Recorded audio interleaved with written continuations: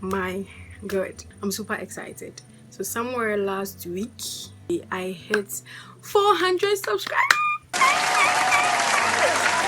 400 subscribers, and you guys, I'm so grateful. Like, I couldn't have gotten this far without your help, without your support, but there's more room for improvement. So keep subscribing, keep hitting the like button, and keep watching and leaving love comments as well. So let's move on to today's topic of the day. I know you're thinking that maybe it's a clickbait, but it's not. Trust me, it's not a clickbait. We are here for serious business. My sister and I were almost kidnapped by kidnappers. Almost kidnapped by kidnappers. Of course, kidnappers kidnap. So we were almost kidnapped. Let's move on to today's video. So somewhere 2003, yes, it was 2003 or 2002, one of those years. We were back in Sunyane with my family. So my mom was transferred to Accra. Work transferred her to Accra, so we all had to move here. But first she had to come here, come to Accra, and then come and look for a place and all that before she came for us from Sunyane. In the course of doing that, that was in 2003, she left us in Sunyane with her siblings. That is my mom's sisters. So we're living with them, or they were living with us. We're living with them in the same house. My mom would come occasionally to come and visit, and then come back to Accra, still looking for a place and all that kind of thing. One time, my sister and I then used to be in the same school. My big sister and I used to be in the same school. That's Holy Spirit School. And then my kid brother used to be in a different school. He was in like nursery. I'm sure I was in either class 2 or class 3. So my sister should be maybe class 6 or JHS 1. I can't really remember.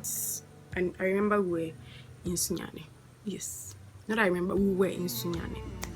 So my kid brother went to school, and because we were in separate schools, my mother's sisters used to go and pick him from school. I don't know if they took turns or what, I can't really remember.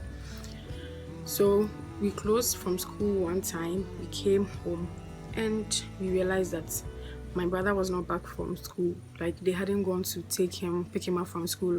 So we're all wondering.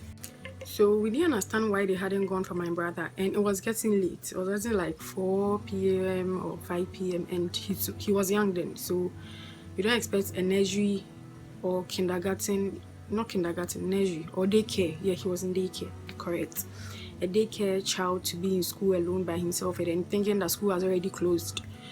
And thinking that they were going to take him from school, they said he's our sibling, so we should go and pick him up from school. We should go and pick him up from school. How? We were kids, and it wasn't our duty to go for my brother from school if he closes. It wasn't our duty to do that, because we also go to school, we come back, we have to do our homeworks and other things. Okay, so I was the youngest, so we went. And then if you see the road, the huge street that we had to cross to get to the school, and imagining we being kids, even up to date, if you see that street, like, you'll be wondering, even if you are an elderly person, you'll be quite scared to cross it. And imagine children or kids crossing it. Fine, fast forward, we were able to do it. We crossed it, and then we got to the school. When we got to the school, we realized that there was this tall man who was dressed in all, I don't know, what I remember is all black. My sister is not really here to give an account of what she remembers, but what I remember was the man was in all black. And then we asked him if he had seen any small boy around the school who hasn't been picked up by anybody, like, after school, and he said no. Am I the only person who does this? Anyways, it's still going into my own mouth. So we asked the man, and he said no, he hasn't seen any young boy like that, but he knows where the headmistress lives, so he can take us there. Go and check if our brother. He told us that sometimes when the kids are left behind and not picked up at school, the headmistress takes them home and call their parents to come and pick them. So we can follow him. He knows where the headmistress lives, so we should follow him to go and check if our brother is there, then we just pick him up and then go home. And as kids as we were eager to find our brother. So come on, we followed the man. This was how the whole arrangement. The man was in front, and I was in the middle, and my sister was after me. So we were going one path, one logo line. So when we were going, we saw one of our neighbors from the quarters, a certain man. I can't really remember his name. We saw him, and then we told him that this and this, but I don't know what happened. Maybe the man didn't tell us, and he said, "Oh, mom, come back." I said, "Okay," and we were going. So whilst we were going, my sister tapped me from the back, and I mean, what I remember, my sister tapped me from the back, like, "Ira, sign call, like I should go back." So I didn't understand. We are all going to look for our brother. Why are you telling me to go back? She said I should go. When we get there, she told me whatever it is. So fine, I listened. I mean, when I was younger, but I don't know if I'm sure I gave my sister tough time. I can't really remember. I'm sure I gave my sister tough time. So I went back.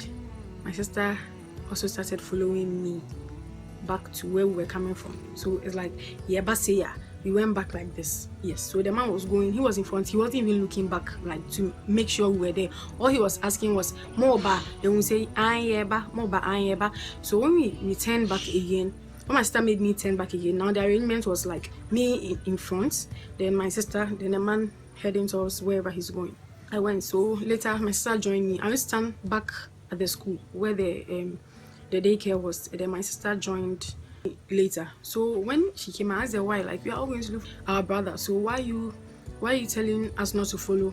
We should go. The man will find where our brother is, straight as the headmistress's house, and then we'll go and get our brother from there. So we should just go. And then she was like, Ira, like, I just remembered, Ma has told me a story. Like, my mom had told her a story that there was this water body there that they kill people and they take out the parts that they needed, like the tongue, the eyes, blah blah blah, those vital parts for whatever they are going to use it for. I don't know, maybe rituals. And then they dumped the rest of the body inside the water body. That my mom had told her a story that about a pregnant woman who was killed and then her body was dumped. So we got scared and we ran home. Like, we went back home.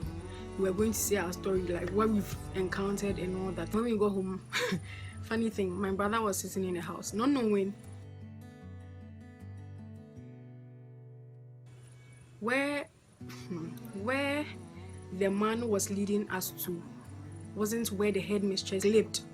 She lived somewhere in some estate, like far away from even the school, not even close to where the man was. Like different, I don't know, different places altogether. I don't know if you get what I'm saying. So we told them everything, and my mom was in Accra then, like I said from the beginning. So she called it and we narrated our story, blah blah, and she got pissed off. Like, she was so angry. Like, really, how can you ask these little children or kids to go for their kid brother in school and all that? Later on, my mom came to Accra. Then we were, I think before that, we were taken to the school or something. Were we taken to the school or something? I can't remember. But we were asked to identify the security man amongst some other men. And funny enough, he wasn't a security man from the school. He wasn't even working there. So later stories came that he was someone who like walks around the school after kids have closed, and then if you make a mistake and you don't go for your child on time, then that is when they do grab the child and then take them to wherever they want to take them to and do whatever they want to do with them. So that was her. Like, that was a narrow escape. So my mom got scared, and fast forward into, no, so probably the story was in either 2002 or 2003. Fast forward to 2003, my mother came to grab the kids, and then me and my siblings, we all moved to Accra, and that was it. Like, that was it. I mean, we go to Sunyane, but if you have siblings anywhere, and then it's time for you to go and pick them from school, Charlie, look sharp, because people are there. This is a kidnapping story of my sister and I, and it was real. We asked to identify the man amongst me, and he wasn't part. So ideally, my mother would have lost 2 of her daughters. I mean, how can you be so heartless? Like, you were leading 2 innocent children to a point of death, to a dead end. But you know, God is alive, and it wasn't written like that. God didn't write that my sister and I were going to die that way. So we escaped. And looking at how stubborn I used to be when I was younger, like my sister say, I was saying, no, let's do this. No, let's do this. But that day, I'm sure I obeyed. I don't really remember, but I'm sure I obeyed. The real me would have been, but that day I didn't do that innocently. I just walked back. I'm sure by the time he turned, he realized that we're not like behind him anymore, so he was walking alone. This brings us to the end of our story time today. It's actually my first time doing a story time with you guys, and then I hope to be coming to you with more. If it's your first time stopping by, you are so welcome. I love you. Be part of the family. Hit the subscribe button down below, give this video a big thumbs up, and leave a love comment. Like I always say, I love you and I know you love me right back. I'll see you in another video next Friday. Stay safe till we meet again. Bye.